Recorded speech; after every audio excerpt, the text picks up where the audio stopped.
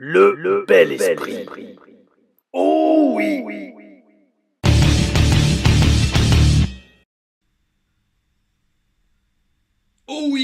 Oh oui, les amis, bienvenue sur cette hashtag Tele Reviews de WWE SmackDown du 21 février 2025 depuis une ville qui a une signification spéciale pour moi.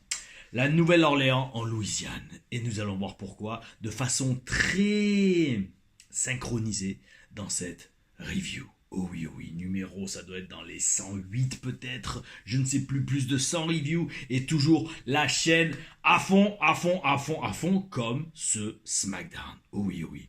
D'ailleurs, en parlant de chaîne à fond, merci pour votre réception de la Taylor Booking numéro 2, qui d'ailleurs a été reçue de façon encore plus,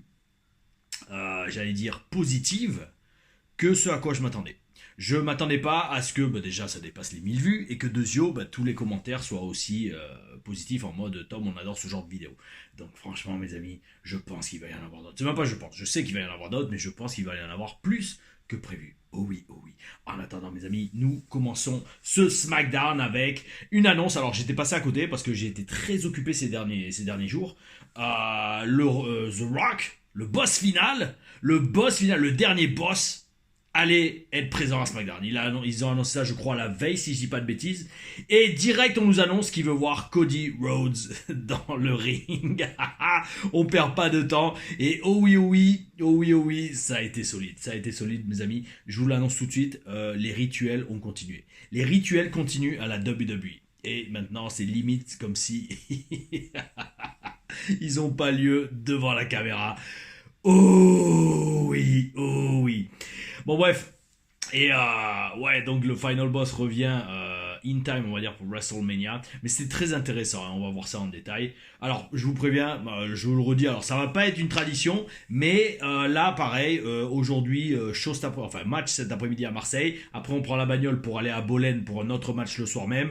J'ai accéléré, déjà j'ai maté en x2, sauf la promo de The Rock, et la plupart des matchs je les ai pas regardés, j'ai regardé que la fin, mais c'est pas grave d'un autre côté parce que j'ai vu l'avancement des storylines. Il n'y a que le main event que j'ai regardé, un main event, un match en équipe entre Solo et Fatou, d'ailleurs très intéressant la dynamique également entre ces deux maintenant, et Damien Prêtre et Braun Strowman. Mais nous verrons ça à la fin du show. Dans tous les cas, donc on nous annonce dès le début que The Rock veut voir Cody Rhodes dans le ring. Cool, ça donne la donne. Ça donne la donne. Oh oui. Et je pensais, une petite partie de moi me disait, est-ce qu'ils vont le mettre en dernier comme segment ? Ben non, finalement ils l'ont pas mis en dernier. Ils ont laissé le main event et la place pour faire avancer certaines storylines dans le main event. Est-ce que c'était un bon choix ? Oui ou non, parce que c'est ce qu'on va voir. Il fallait voir en fait la qualité du segment avec The Rock. Et en toute franchise, on le verra quand on y arrivera, mais ça partait lentement, et puis après finalement ça s'est un peu amélioré sur la fin. C'est ce qu'on va voir dans cette review, mes amis. Allez, c'est parti. On a eu un singles match entre Drew McIntyre et Jimmy Uso. Alors, victoire de Jimmy Uso, mais qui dure pas parce que Drew l'attaque après le match pour se venger. Bonne attitude et comportement de heel, ce qui me renvoie à la TLR Booking. Là, en fait, franchement, maintenant, c'est énorme parce que dès que je fais une vidéo sur la chaîne, en fait, il y a des échos qui retentissent sur les TLR Reviews. Et là, en fait, j'ai vu pas mal de trucs sur ce SmackDown qui me permet de commenter le booking des heels. Et ça, c'est très important. C'est très important parce que, par exemple, on va apprendre, et en plus, ça vous intéresse, donc bel esprit. Ça montre que non seulement le contenu de la chaîne est unique, mais surtout qu'en plus, vous raisonnez avec. Et ça, c'est bel esprit. Oh oui. Et donc, ça pour dire, Drew, par exemple, regarde, Drew perd ce match. On a besoin de le construire strong, ok, pour l'Elimination Chamber. Mais Drew perd le match. Et d'un autre côté, le fait qu'il perde le match, ça lui fait perdre de sa heat. Alors la heat, ça, je sais pas si je l'ai défini dans la TLR Booking, mais la heat en catch, c'est la chaleur de la foule. C'est-à-dire, grosso modo, la réaction que la foule va avoir envers vous, notamment si vous êtes heel. Point barre. Parce qu'après, des fois, on va dire get some heat ou alors I need to keep my heat. C'est-à-dire, j'ai besoin de garder ma réaction avec la foule. Bref, tout ça pour dire, le fait qu'il attaque Jimmy Uso en mauvais perdant après le match, ça lui fait garder toute sa heat. Même s'il a perdu le match, c'est pas grave, c'est lui qui à la fin est debout et qui a défoncé l'adversaire. Et ça, bel esprit, c'est booking basique, mais ça marche toujours. Vous savez, regardez. Non, je vais pas le dire. Ça, je le garderai pour une TLR Booking. Je vous annoncerai un peu plus bas. À la fin de la vidéo, dans un des commentaires, en réponse à un des commentaires que j'ai sélectionné, je vous annoncerai le sujet sûrement de la prochaine TLR Booking, voire une des prochaines TLR Booking, parce que j'ai plein de sujets qui me viennent en tête. On verra ça à la fin, mes amis. Et donc, voilà, comme je disais, en agissant ainsi, Drew garde sa hit, même s'il a perdu le match. Alors, après, très important, on a un segment backstage. Là, en fait, j'ai regardé encore une fois que l'avancement des storylines, à part le main event. Donc, segment backstage entre Solo et Fatou pour faire monter la pression. Et là, c'est intéressant parce que grosso modo, donc Solo il arrive et il dit à Fatou ce soir on est en équipe toi et moi. Fatou, je vais attends, calme-toi, on n'est pas potes. Avec ce qui s'est passé la semaine dernière. Et donc maintenant il y a une dynamique qui est inversée où c'est grosso modo Solo qui suce les baloches de Fatou. Et pour citer Joe Tessitore, le commentateur, cette nouvelle dynamique entre Solo et Fatou est fascinante. Et peut-être même trop d'ailleurs. Peut-être même trop fascinante. Pourquoi ? Parce qu'en fait, là aussi, on a eu la même chose dans un autre segment, on en reparlera plus tard, mais Fatou, il est passé de zombie littéralement qui adulait Solo Sikoa, qui était à ses pieds, qui lui léchait les pieds, parce qu'il l'a sorti de prison, grosso modo, en lui filant un boulot, etc. I love you, Solo. Et là, en quelques semaines, les amis, il est passé limite à un rebelle qui se met à penser par lui-même. Pas sûr que ça aurait pas pu être mieux amené sur la longueur. Que ça a été construit plus progressif pour petit à petit vraiment que la foule ait envie de voir Solo commencer vraiment à penser par lui-même et à se rebeller contre Solo. Que la foule aurait vraiment pas eu envie de voir Fatou, Jacob Fatou, commencer à penser par lui-même, se débarrasser de l'emprise de Solo pour commencer à se rebeller petit à petit.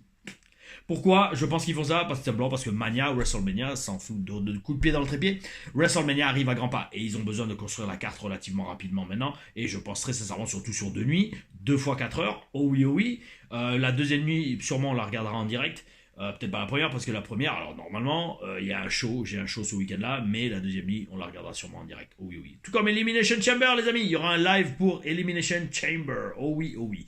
Et donc comme je disais, ils ont besoin de construire la carte très rapidement et je pense très sincèrement qu'on va avoir Jacob contre Solo à WrestleMania. Après ça, mes amis, on a un tag team match, enfin, donc d'où le fait qu'ils accélèrent un peu le face turn de Fatou, qui est organique en fait, et ça on en reparlera à la fin. Le face turn de Fatou, il est organique. Ça se fait naturellement. Il n'y a pas besoin de le forcer, il n'y a pas besoin d'écrire la storyline, c'est organique. Et c'est très intéressant. Le cap Fatou est très intéressant, mes amis.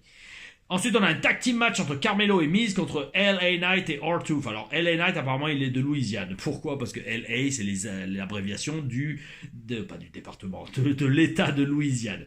Un tag match pour faire avancer les feuds solo, c'est un bon booking. Pourquoi ? Parce qu'on se souvient que Carmelo a eu un match avec R-Truth la semaine dernière ou il y a 2 semaines, et Miz avec LA Knight. Donc mettre les 2 camps en équipe, bel esprit, ça permet de faire notamment de meubler, de faire mettre les 4 gars dans le même segment, donc gagner du temps, et d'avoir un bon petit match par équipe, et de faire avancer les feuds. Et en parlant de faire avancer les feuds, Shinsuke Nakamura, champion américain, pour ceux qui s'en souviennent pas, attaque LA Knight à l'extérieur du ring à la fin du match. Et ça fait perdre le match Jonko Babyface, parce que LA Knight est sonné à l'extérieur du ring. Là encore, c'est bien, ça permet de protéger LA Knight, ça permet de le protéger, parce que comme il se fait attaquer à l'extérieur du ring, ça permet de justifier le fait qu'on retrouve qu'il n'est pas non plus, alors même si sa gimmick est très divertissante et et il est très bon dans tout ce qu'il fait, retrouve, et qu'il vieillit pas, rappelons-le, oui, il faut s'en inspirer. On le voit pas comme un compétiteur sérieux, et donc ça permet aussi de construire les heals et notamment de continuer à construire Carmelo qui est sur une série de victoires. D'ailleurs, ce serait pas mal, éventuellement, Carmelo est mis en équipe. Ça pourrait être pas mal pour propulser Carmelo et le faire passer à l'étape supérieure avec un ancien champion de WWE. Dans tous les cas, ça fait avancer aussi la feud pour le titre américain qu'on a déjà vu, et je sais pas si ça va être très vendeur, à moins que LA Knight gagne à WrestleMania, ce que je lui souhaite sincèrement, oh oui, et vous verrez LA Knight, alors ça petit spoiler, mais vous verrez LA Knight en tant que Eli Drake dans une prochaine TLR Stories de mes segments à Impact. La prochaine vidéo TLR Stories de mes segments à Impact sera postée vendredi prochain, oh oui. Allez, on continue mes amis. Singles match entre Tiffany Stratton et Candice LeRae. Alors là, par contre, mes amis, désolé, je m'excuse platement et sincèrement. Des fois, le TLR Booking, il n'est pas totalement précis. Parce que j'avais annoncé dans la dernière review que j'allais voir un match à WrestleMania, un match en équipe entre Trish et Tiffany contre Nia Jax et Candice LeRae. Et ben non, ce match on l'aura à Elimination Chamber. Alors autant pour moi, pourquoi j'aurais dû y penser, parce que le PLE est au Canada. Et j'ai pas encore cette habitude et cette mentalité de regarder où ont lieu les PLE, notamment géographiquement. Parce que c'est clair, c'est totalement logique de foutre Trish Stratus en action dans sa ville natale, ça c'est clair. Plutôt que de garder ça pour Las Vegas à WrestleMania. Donc autant pour moi mes amis, j'avais annoncé ce match, ils l'ont booké, mais je l'avais pas annoncé au bon PLE. Je m'excuse, mon TLR booking n'est pas encore parfait. Tiffany cut une promo, elle coupe une promo, et c'est toujours bizarre quand on a 2 matchs à vendre. Parce que la meuf, elle fait mousser le tag match d'Elimination Chamber, mais après, ah mais attendez, il y a aussi le match à WrestleMania contre Charlotte. C'est vraiment, j'allais dire c'est bizarre comme booking. Je comprends le problème, mais est-ce qu'à force de trop vouloir en faire, on se tire dans le pied? C'est ce que je pense. D'ailleurs, c'est exactement pareil pour le nombre de titres aujourd'hui à la WWE. Mais ça, on va en reparler plus tard. Oh oui, oui. Donc bref, on enchaîne sur un match simple avec Candice LeRae. J'ai pas regardé le match, j'ai juste vu la pauvre Tiffany Stratton qui a failli se tuer littéralement. Ça a failli terminer en tragédie. Son moonsault à l'extérieur du ring. Et je le redis toujours. Et ça, par contre, c'est une grande interrogation que je commence à avoir. Je sais pas si j'en ferai une TLR booking. En fait, je vous explique, les amis.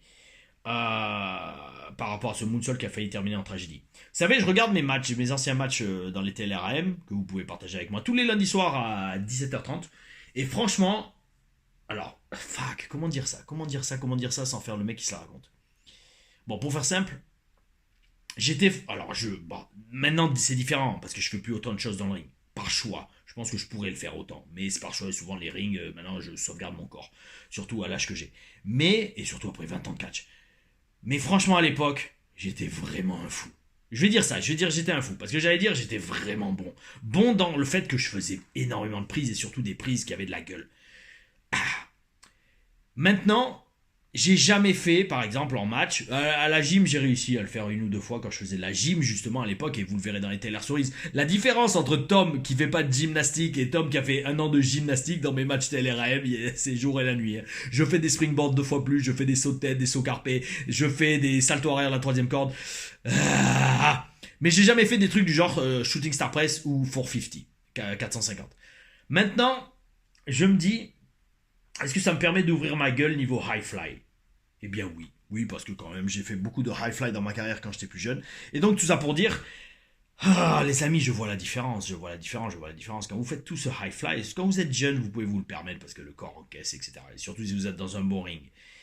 Mais on a vu dans ce petit passage à quel point un accident peut vite arriver.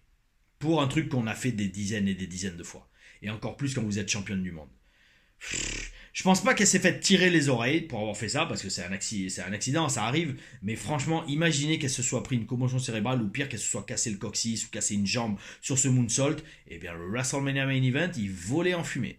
Donc, est-ce que ça vaut le coup de faire un moonsault à l'extérieur du ring, depuis la 3e corde, sur un SmackDown?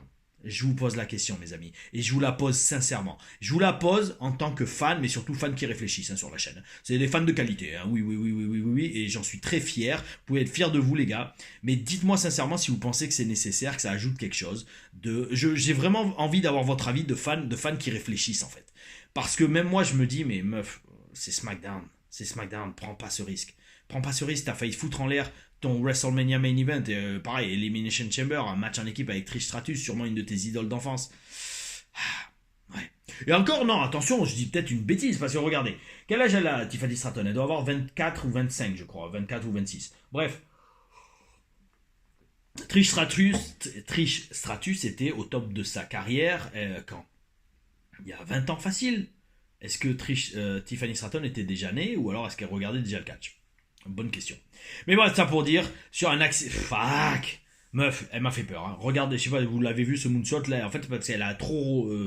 soit il était trop loin, soit c'est elle qui a fait trop de rotation. Et elle a failli se taper la tête à un truc de ouf. Elle avait même se péter la jambe. Mon Dieu, que j'ai eu peur pour elle. En attendant, parlons de ce match, que j'ai pas regardé en entier, Charlotte commente le match, et c'est vrai que dans les commentaires, vous avez raison. Ouais, il fait rêver. Alors, il y en a 1 ou 2 qui m'ont dit... En fait, c'est pourri le booking de Charlotte parce que elle est censée vouloir choisir la catcheuse qui l'inspire le plus. Et au final, la semaine dernière, ça c'est vrai, j'ai regardé le show tellement vite, j'ai pas percuté. Elle a choisi Tiffany Stratton quand elle est au sol En quoi t'es inspiré par ça, meuf? Surtout si tu te vantes d'être la GOAT. Ouais. Et la fin du match avec une victoire logique de Tiffany quand même, qui fait avancer le booking pour le match en équipe à Elimination Chamber, parce que Nia Jax fait un double annihilateur sur Trish et Tiffany. Et alors là, quand Tiffany est au sol, Charlotte vient faire la belle, à se mettre au-dessus d'elle et à se la péter en montrant le signe vers WrestleMania. En effet, bizarre quand tu te qualifies de GOAT. Quand tu te qualifies de GOAT comme Charlotte le fait, meuf, tu vas chercher une compétition de ouf, tu vas pas chercher à te vanter de battre une meuf qui est au sol. Enfin bref. À la suite, mes amis, nous aurions dû avoir un singles match entre Liv Morgan et Naomi. Mais les heels attaquent les championnes par équipe. D'ailleurs, mes amis, qui se souvient encore qu'elles sont championnes par équipe? C'est ça ce que je vous disais tout à l'heure. À trop vouloir en faire, des fois, c'est contre-productif. C'est ouf que sur un show de 3 heures, au final, on voit aussi peu les titres secondaires. Qui se souvient de qui est champion féminine américaine? Chelsea Green, ok, on la voit jamais. On la voit que dans un segment backstage. Les championnes par équipe, c'est quand la dernière fois qu'elles ont défendu leur titre, et surtout qu'elles ont défendu leur titre dans une feud qui intéressait les gens. Le champion américain Nakamura, on est passé à 3 heures, les amis. On est passé à 3 heures. 3 heures que je regarde les shows, même si c'est en accéléré, et on a quasiment pas les titres secondaires mis en avant. C'est un truc de ouf. C'est un truc de ouf. Alors, soit il y a trop de ceintures, soit le booking a encore du boulot à faire. Je sais pas. Pareil, les amis, n'hésitez pas à dire dans les commentaires ce que vous en pensez, parce que maintenant, je vous le dis franchement, s'il y a des gros bons commentaires bien argumentés, on les garde pour des TLR booking. Oh oui, oui. Après, mes amis, alors là, le clou du spectacle. On a une promo dans le ring de The Rock, j'ai pris une tonne de notes. Alors déjà, The Rock arrive avec un thème d'entrée. Au début, le mec, je le vois avec une fleur de lys. Je fais, ouais, d'accord, ok, j'ai capté que c'était par rapport à Nouvelle-Orléans. Mais bon, quand même, amigo, calme-toi, merde. C'est ce que j'ai sur mes tenues de catch de français, donc calmos. Vole pas ma gimmick. Bon, bref, allez, The Rock arrive et il profite de son entrée. On voit qu'il, comme on dit dans le business, il fait mousser. Fais mousser, mec, fais mousser. Ça, je peux vous le dire, je l'entendais souvent à la WS. Comment tu pourrais dire en anglais? Get it over. Milk it, voilà, milk it. Ouais, fais mousser, ça serait ça, milk it, que je dirais, ou qu'on dirait, ou quelqu'un me dirait en anglais. Donc il profite de son entrée, ça se voit, il kiffe. Ensuite, à l'image d'un de ses plus grands rivaux dans le business, il se fait lancer non pas une bière, mais un micro dans le ring. Ça, c'était pas mal, bel esprit. Et donc il commence en annonçant que WrestleMania aura lieu à Nouvelle-Orléans l'année prochaine. Et ça, c'est de la com. Parce que les mecs, WrestleMania 41 est même pas passé, même pas commencé. J'imagine qu'ils sont sold out, j'espère pour eux. Que déjà, ils annoncent WrestleMania 42 dans la même ville l'année prochaine. Bel esprit niveau com. Et moi, mes amis, alors encore plus bel esprit, ça me permet de vous annoncer. Mes amis, une TLR Stories que maintenant je me demande si je vais pas sortir exprès pour WrestleMania. Et je crois bien que je vais le faire. Je vais me motiver, je vais le faire. Cette TLR Stories, je vous annonce, ça va être quoi? Ça va être mon week-end ou alors mon week-end à WrestleMania 30. Et encore, c'est même pas le week-end. C'était WrestleMania Access. Je vais vous raconter comment s'est passé WrestleMania Access et WrestleMania. Et comment ça a été d'être backstage à WrestleMania 30. Oh oui, oui. Qui était à la Nouvelle-Orléans. À la Nouvelle-Orléans, en Louisiane. Oh oui, bel esprit. C'était WrestleMania 30, la nuit où la streak de l'Undertaker a été finie, terminée par Brock Lesnar, et où Daniel Bryan, Bryan Danielson a gagné enfin le titre suprême dans un match à 3. C'était contre Randy Orton et Batista, je crois, ou Randy Orton et Triple H. Est-ce que Triple H était dans le match? Je sais plus. Mais c'est aussi là où il y avait eu le segment entre The Rock, Hogan et Steve Austin, où Hogan s'était trompé du nom de la salle. Et mes amis, j'avais vécu tout ça backstage. Et je le partagerai dans une TLR Stories que je me débrouillerai pour sortir le week-end de WrestleMania. Oh oui, il va falloir replonger dans mes souvenirs. Ça va être un truc de ouf. Je me souviens déjà, je vais déjà vous dire ça. Le planning de cette semaine, ça avait été intense. Hein. On était parti mercredi matin d'Orlando. Waouh, j'étais en équipe avec Marcus, c'était en mars ou en avril 2014, et Marcus était blessé, le pauvre, il s'était déchiré le mollet. Il s'était pas fait la commotion c'était début janvier qu'on avait eu en catchant contre l'Ascension. Ça, je le reverrai dans une telle story. Je vous expliquerai comment les légionnaires, ça a été créé, et comment on en est arrivé à commencer à faire équipe avec Marcus, et comment la vie de l'équipe dans les vestiaires. C'est ça aussi, il faut comprendre, hein, les amis. Et Yana m'a fait rêver, il faut que je te débloque Je vais te citer, c'est comment, c'est Oni, je sais plus ton pseudo. Il y a un gars, alors comme je vous le dis, moi la chaîne j'investis trop de temps pour avoir des haters ou de la merde dessus. Si vous postez un commentaire pourri, vous dégagez direct. Mais de ça pour dire, c'est pas Twitter. Twitter c'est la foire du slip, là, Twitter tout. Twitter, il y a aucune, j'allais dire répercussion. Les gens ouvrent leur gueule sur Twitter et leur tweet reste. Et ouais, bon, après c'est Twitter, c'est comme ça. Liberté d'expression, d'accord. Bref, il y a un gars là sur YouTube, YouTube où il dit ça dans les commentaires. Récemment, il a lâché un commentaire du genre ouais, non, mais toi, tu parles d'un tel et un tel, mais t'as jamais rien fait de ta carrière, grosso modo. Et c'était de l'ironie, mais je l'ai pas saisi l'ironie parce que en fait sur Twitter je me mange ça à longueur de journée. Et bref, et le truc c'est que moi ma réponse a été non mais frérot, ok tu dis ça mais t'as jamais été avec moi quotidiennement au Performance Center. Et c'est ça le truc qu'il faut comprendre, c'est qu'en développement il se passe tous les jours quelque chose.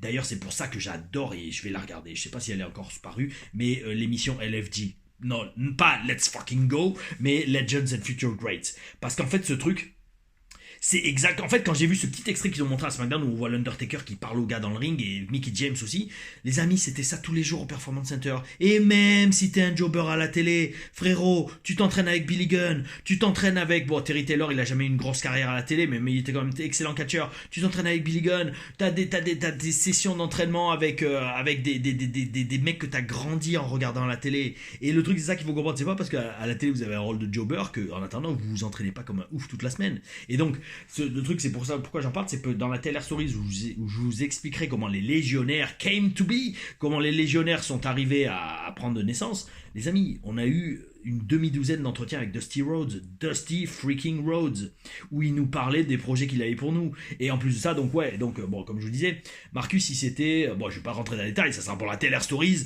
mon week-end à WrestleMania 30 ou backstage à WrestleMania 30, quelque chose comme ça. D'ailleurs, bon, je sais pas, je pourrais pas, ou peut-être, ah, ça serait cool s'il pouvait le faire. Je lui demanderais, ça serait énorme. Que Chris Ajus fasse un petit clip très rapide de quelques secondes qui me dise lui son ressenti à WrestleMania 30.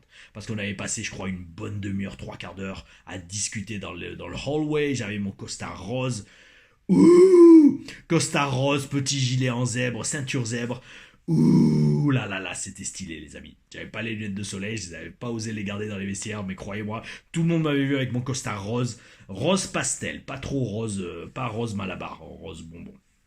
Donc bref, ça sera dans la Stellar Stories backstage à WrestleMania 30. Mais donc oui, Marcus il s'était blessé et donc j'avais fait Access en solo. Et je sais que certains fans, alors je sais pas si vous êtes sur la chaîne, mais si vous avez été à WrestleMania 30 à Access et que vous m'avez vu catcher et que vous regardez la chaîne aujourd'hui, dites-le moi dans les commentaires les amis parce que ça me ferait vraiment plaisir. Parce qu'il y avait eu plein de fans avec un drapeau français qui disaient We want le fort, donc le drapeau qui avait été dans l'allée centrale où les catcheurs rentraient, franchement bel esprit. D'ailleurs frérot, il était même venu, je me souviens plus de ton nom, je suis désolé, mais je sais que t'es sur Facebook de temps en temps, on slash des coms.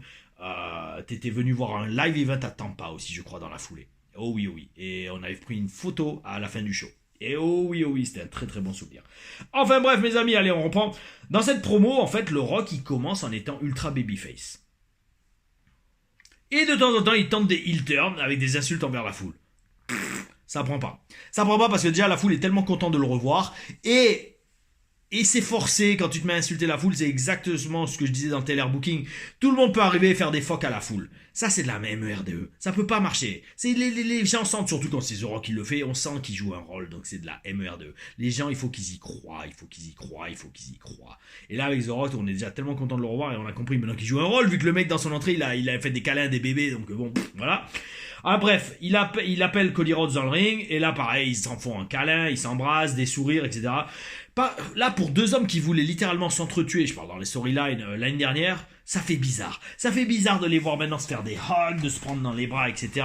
Yo, les gars, l'année dernière, Rock, tu fouettais Cody Rhodes et tu te répandais son sang sur le corps et sur sa ceinture.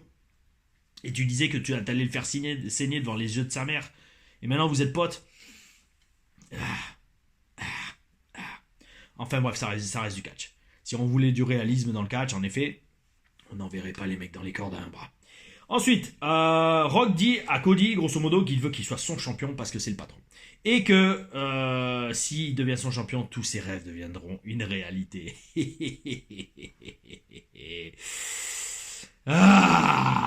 Il essaie de rentrer dans sa tête pour lui faire comprendre que s'il lui donne son âme, il pourra le faire, encore une fois, de tous ses plus profonds désirs, les faire se réaliser. Oh oui, oui. Un pacte avec El Diablo. Est-ce que c'est l'évolution du personnage de The Rock? Maintenant, ça va plus être le final boss. Le boss final, ça va être tout simplement LDIABLE. Qui c'est, mes amis? Qui c'est? Enfin, c'est même pas qui c'est, mais là, c'est littéralement, comme je vous dis, comme j'ai dit en vidéo, en début de vidéo, les rituels continuent. Les rituels continuent. Là, en fait, grosso modo, Rock se pose en personnage, ce personnage qui vit dans le bas astral, à qui, si vous vendez votre âme, eh ben, vous pouvez tout avoir sur le plan matériel. Alors, attention, j'allais dire, très bonne storyline, mais est-ce que c'en est totalement une? Ou alors plutôt, pardon, est-ce que cette storyline n'est pas inspirée de certains pactes que doivent passer des gens célèbres pour atteindre le succès?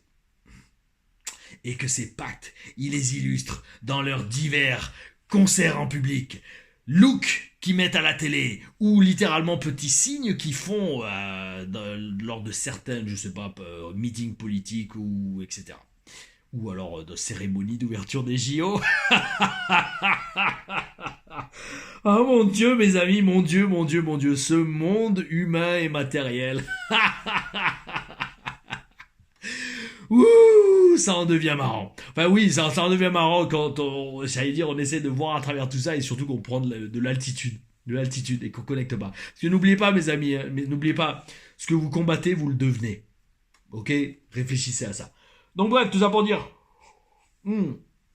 Grosso modo, The Rock dit qu'il veut l'âme de Cody Rhodes. Et pour ça, s'il lui donne son âme, Cody Rhodes pourra réaliser tous ses vœux les plus sincères, donner à sa famille tout ce qu'il a toujours rêvé de donner.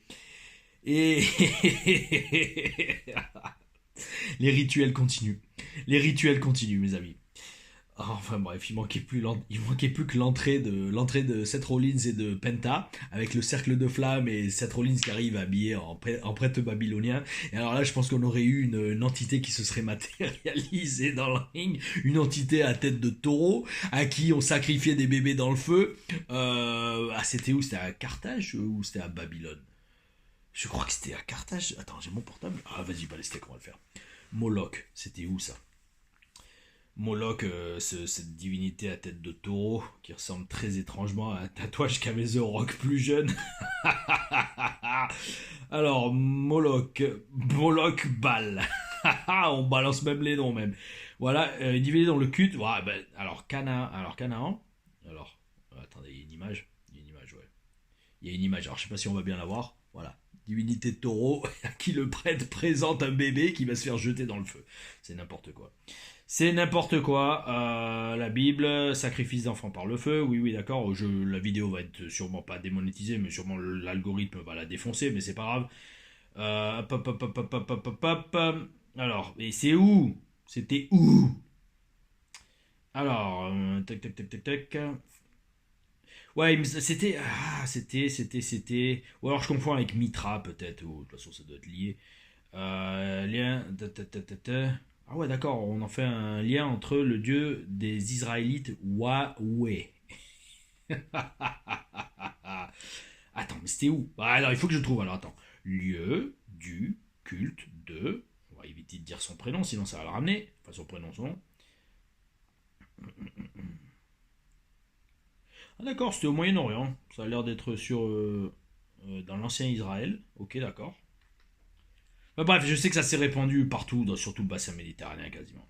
Ouais. Parce que de toute façon, après le temple de Baalbek, au Liban, ça dit bien ce que ça veut dire. D'ailleurs, un temple, je vous invite d'étudier son architecture. Hein. Il y a des pierres qui ont été utilisées que jamais des humains n'auraient pu les transporter, surtout au sommet de cette colline, tellement elles sont grosses. Mais bien, mes amis, on n'est pas dans un bel esprit chaud, on est dans la review de SmackDown, et au final, tout se rejoint. Oh oui. Et donc voilà, c'est la promo de The Rock. Donc, qu'en dire? C'est bien, ça crée de la hype pour WrestleMania. Enfin, surtout WrestleMania l'année prochaine, je pense, dans tous les cas. Voilà. Alors oui, parce qu'en fait, il dit à Cody, donne-moi ta réponse à Elimination Chamber. Donc, oh, cool. Quand on fera la review en live, oh oui. Enfin, on fera un live pour regarder Elimination Chamber, mes amis. Et ben, cool, on va pouvoir parler de The Rock. Et est-ce que le rituel va continuer? Oh oui, c'est ce qu'on va voir. Ou alors, est-ce que je dis Le titre de la vidéo est le Rock est-il devenu le diable? Ou je pense que ça va être ça. Ou le Rock continue les rituels. Ou je vais m'amuser sur le titre de la vidéo. Presque autant que de faire la review. Je me suis bien marré. Bon bref, enfin je me suis bien marré en faisant la review de ce segment. Et donc ouais non mais en fait c'est ça, c'est... Est-ce qu'on va le voir à Mania? Je pense pas, parce que Rhodes va être pour le titre. Alors est-ce que Rhodes va... Dans tous les cas, c'est quasiment sûr, on va voir Cody Rhodes contre The Rock, j'imagine, à WrestleMania. C'est pas quasiment sûr, parce qu'il y a aussi un match Roman Reigns contre The Rock aussi qu'il faudrait voir.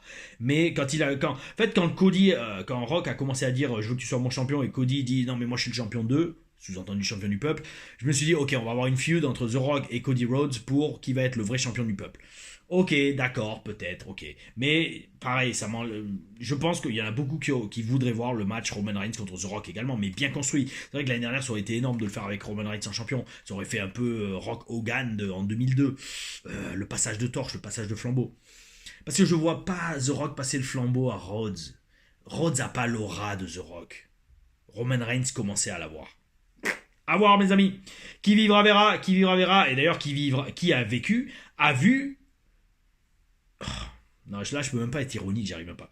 En fait, j'ai marqué suivre une telle promo de The Rock avec une promo de Gargano. Oh oui, en majuscule. Mais en fait, je voulais le faire en mode sincère, j'arrive même pas là, j'arrive même pas à vivre ça. Enfin bref, je me demande si c'était pas une rib, littéralement, de mettre Gargano après The Rock. Parce que vous savez, c'est toujours dur de suivre un gros segment. Donc il faut de la qualité. Et là, suivre avec une promo, il faut de la qualité au micro, et on a Gargano. Match par équipe entre DIY et Pretty Deadly que je n'ai pas regardé. Et le match dégénère par contre en baston à la fin avec les Street Profits qui dominent tout le monde. Hein. Bel esprit, super vibe. Cette nouvelle vibe de sérieux pour les Street Profits. Habillés tout en noir. Ouh, ça fait un peu Bad Boys. Oh oui, bel esprit. J'espère vraiment que ça va se traduire pour un titre de champion pour eux parce qu'ils le méritent, notamment Montez-Ford, qui est toujours exceptionnel. Même si je crois qu'il s'est pris un peu de hit récemment parce qu'il s'était plaint sur les réseaux sociaux, mais c'est peut-être pas la meilleure des choses à faire, mes amis. Remarque, c'est pas cool non plus de se plaindre des fois backstage parce que bon, après vous faites libérer de votre contrat. Croyez-en, l'expert. Bref, main event. Main event, mes amis, entre Damien Prêtre, Braun Strowman, Jacob Fatu et Solo Sikoa. Alors là, j'ai regardé le match. Oh oui, il faisait que 10 minutes. Et oui, le segment avec The Rock faisait 25 minutes. C'était un peu long. Enfin, un peu long, je parle pour dans un show comme ça, mais bel esprit, la foule est à fond dedans. Alors, c'est magnifique de voir que maintenant, c'est Solo qui est la bitch de Fatu. Comme le disait Joe tout à l'heure, la dynamique qui a changé est très intéressante. Solo, il s'est bien épaissi par contre, à un niveau physique, donc bel esprit. La foule continue à chanter Fatu, donc ok. Le truc en fait, c'est ça qui me fait, comme je disais, le babyface de Fatu va être organique, il va se faire tout seul, il n'y a même pas besoin de le forcer. Et ce qui est excellent aussi, alors là c'est très important, comprenez ce que je veux dire. Fatu, quand il sera babyface, il n'aura pas besoin de changer son attitude. Et c'est ça qui est bon. Son attitude ou son comportement vont rester les mêmes. Parce que, contrairement à une Tiffany Stratton, vu qu'elle a la mort son babyface, il va falloir qu'elle change tout. Sa façon d'être, sa façon de parler, tout. Parce que, en fait, Tiffany Stratton, c'est une vraie heel. Jacob Fatu, il a jamais au final été vraiment heel. Il était heel parce qu'il était associé à Solo, mais même dans les lignes de son personnage et dans les lignes de la storyline, c'était un babyface. Pourquoi? Parce que le mec était fidèle à la personne qui l'a sorti du caniveau. Il n'y a rien de plus babyface que ça. Qui n'a pas envie d'avoir comme meilleur ami Jacob Fatu? Tout le monde. Parce que Jacob Fatu, il montre que c'est un ami. Il a montré avec Solo Sikoa que c'était un ami fidèle au final. C'est un ami fidèle qui était prêt à prendre une balle pour toi. Et en plus, le mec, c'est une armoire à glace qui est capable de défoncer tout le monde. Donc tout le monde a envie d'être pote avec Jacob Fatu. Et donc, quand il va passer babyface, ça va se faire naturellement. Et j'aimerais très sincèrement, déjà que Solo qui est heel, tourne heel encore plus contre Fatu en l'attaquant un beau jour. Grosso modo, il suce la teub de Fatu pendant des mois, et un beau jour, il pète un câble et il l'attaque par derrière, et il le défonce en lui disant t'essaies de me prendre ma place, moi j'ai essayé de tout te donner en échange, tu t'es toujours méfié de moi, maintenant je vais me venger. Et que Tama Tonga rejoigne Solo là-dedans. Et comme ça, on a Fatu qui est contre Tama et... Jacob Fatu qui est contre Solo Sikoa et Tama Tonga. Et là, le face turn de Fatu est direct. Mais il aura même pas besoin de dire aux gens vous êtes avec moi, merci. Non, il restera lui-même et ça marchera. Bel esprit. Et c'est pour ça d'ailleurs dans la TLR Booking, j'avais mis la vidéo derrière de mes vidéos d'entrée du Bel Esprit Show et du Spartiate. Pourquoi? Parce que c'est ça que je kiffe avec le Spartiate, et c'est ça que j'explique beaucoup dans mes stages et tout, c'est que le Spartiate, j'ai pas besoin de changer mon comportement, que je sois face ou heel. C'est un guerrier. C'est un guerrier qui est là pour se battre et pour gagner ou pour en tout cas voilà vivre la passion et la violence de la baston. J'ai pas. Alors oui, je dis Aou, mais Aou, c'est pas comme si. En fait, Aou, même si la foule le disait pas, je le dirais. Parce que c'est pour moi que je le dis en fait. Et un personnage comme ça, c'est en or, mes amis. C'est en or. Et c'est pour ça aussi que j'allais dire, je me permets d'ouvrir autant ma gueule dans mes vidéos. Pourquoi? Parce que je le vis depuis 2008. En 2008, j'ai vraiment commencé quand je catchais 3-4 fois par week-end. C'est là que j'ai vraiment commencé à sentir le catch en moi. Quand on est un petit jeune et qu'on catch 1 à 2 fois par mois, ok, on joue au catch. On joue au catch parce qu'on le vit pas en soi. Quand vous faites 2 matchs par soirée, 2 à 3 fois par week-end, ouh, vous êtes devant un public devant 45 minutes, voire parfois 1 heure. Et alors là, vous sentez le catch, vous commencez à le sentir et vous commencez à comprendre, ok, Babyface, je comprends qu'il faut que je vende pour que la foule se rallie à moi. Et je suis heel, ok, maintenant la heel, il faut que je comprenne que je me fasse détester. Par contre, quand le Babyface m'en met plein la gueule, là, il faut que je vende, comme on dit en anglais, I gotta sell my ass off. Il faut que je vende mon cul off. Oh oui, oui, pour le faire mousser. Si vous ne faites pas mousser, la foule va pas se masturber, voilà. Oula, avec tous les mots que je dis, entre rituel, les noms de démons, masturber, etc. et les gros mots, cette vidéo, elle va être démonétisée. Et je me demande même si ça va pas être le titre de la vidéo. Je sais pas, j'ai tellement des idées de titres dans cette review. Parce que ça va, j'ai assez de temps, j'ai maté SmackDown en rapide, mais ça va, j'ai encore un peu de temps pour la terminer. Et oh oui, la poster. On va partir catcher 2 fois aujourd'hui. Oh oui. Souhaitez-moi bonne chance, l'ami, bon courage.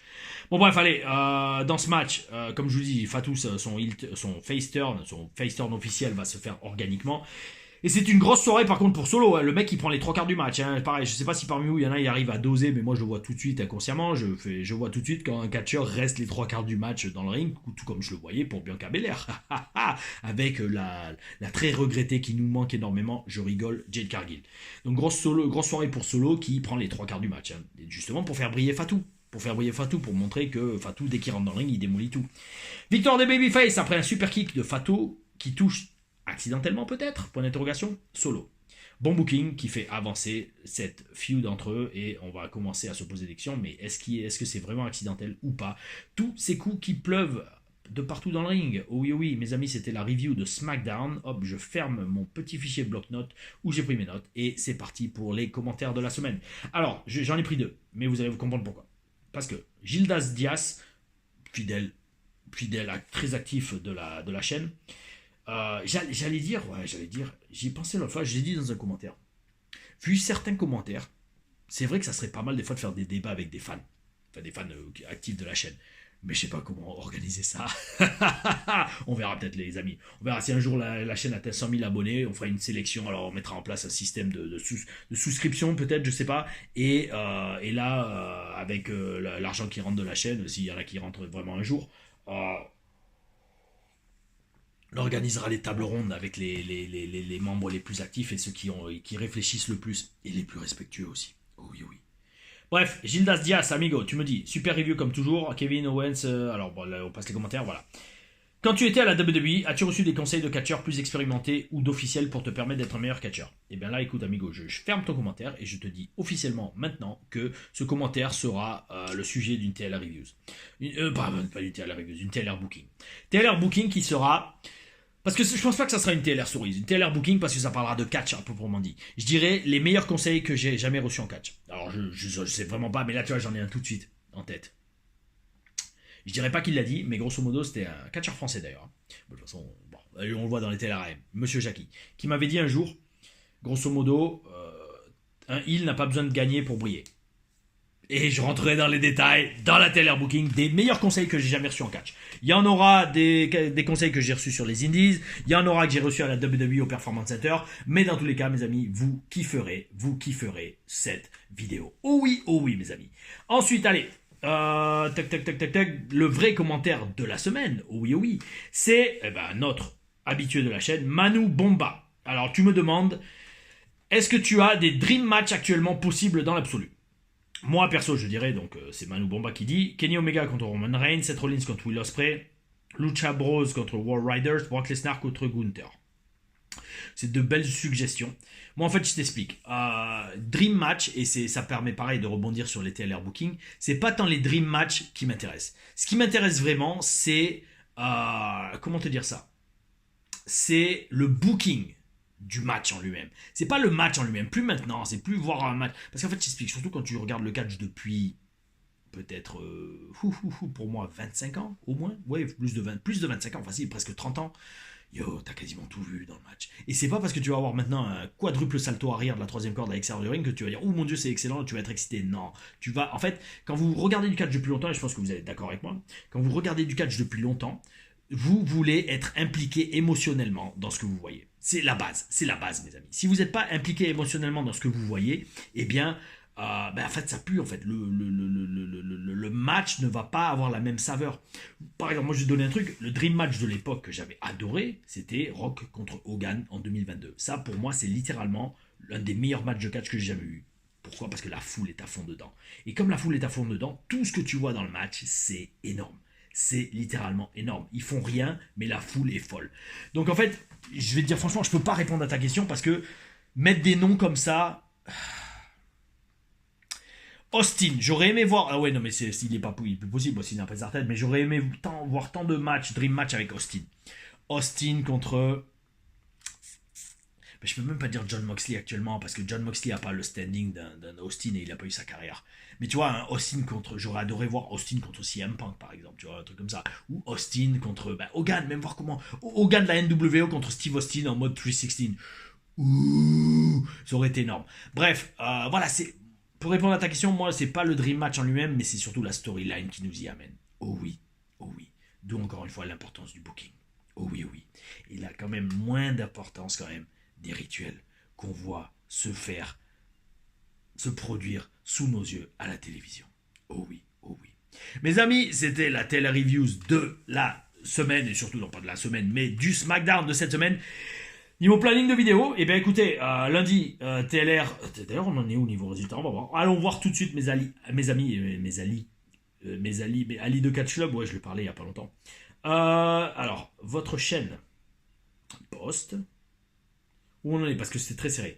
Et mes amis, je pense que ça va être une des meilleures entrées de la WS avec un super match après, hein, vu que alors je vous promets, hein, parce qu'il y en a plein qui sont intrigués par ce titre de vidéo, cette vidéo TLRAM a modifié le passé. Même moi en la faisant, je suis resté bête.